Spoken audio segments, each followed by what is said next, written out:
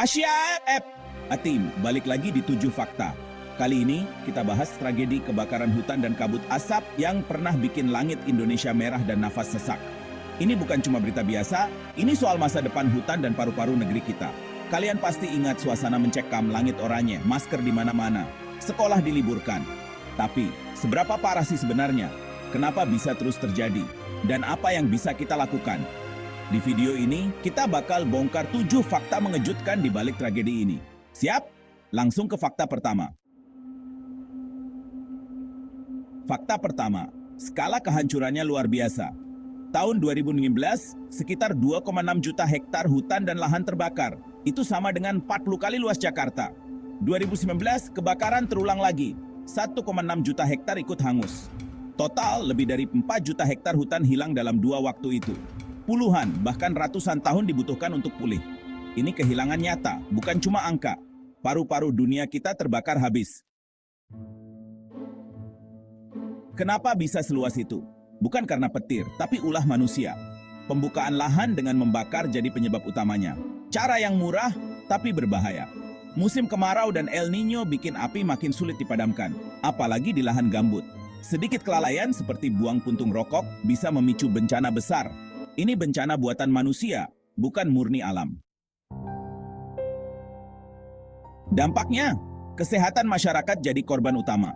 Asap pekat penuh partikel beracun bikin jutaan orang kena ispa, terutama anak-anak dan orang tua. Rumah sakit penuh, sekolah tutup, aktivitas lumpuh. Puluhan nyawa melayang, dan efek jangka panjangnya masih menghantui.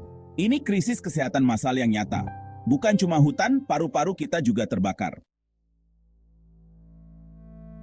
Kerugian ekonomi luar biasa besar. Tahun 2015 saja, kerugian tembus 290 triliun, 2 kali lipat biaya pembangunan kembali Aceh setelah tsunami. Sektor penerbangan, pariwisata, pertanian, semua lumpuh.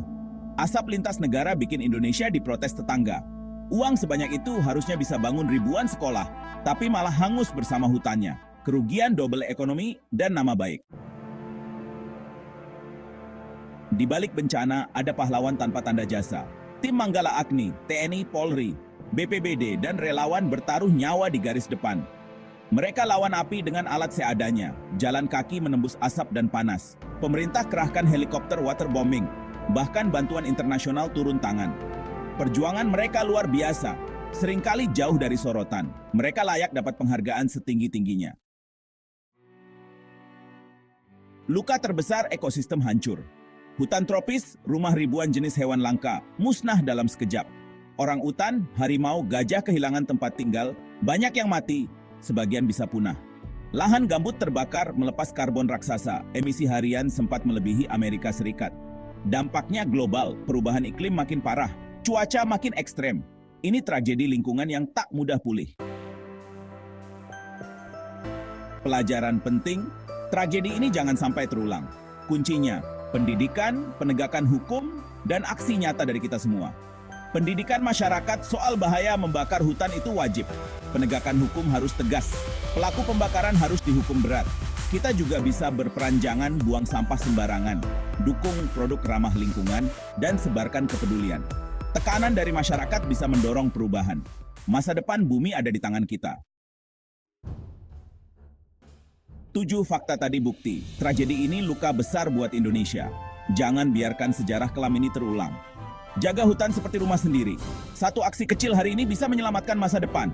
Share video ini, sebarkan kesadaran, dan jadi bagian solusi. Jangan lupa like, komen, dan subscribe untuk dukung konten bermanfaat. Sampai jumpa di video selanjutnya. Team Asyap!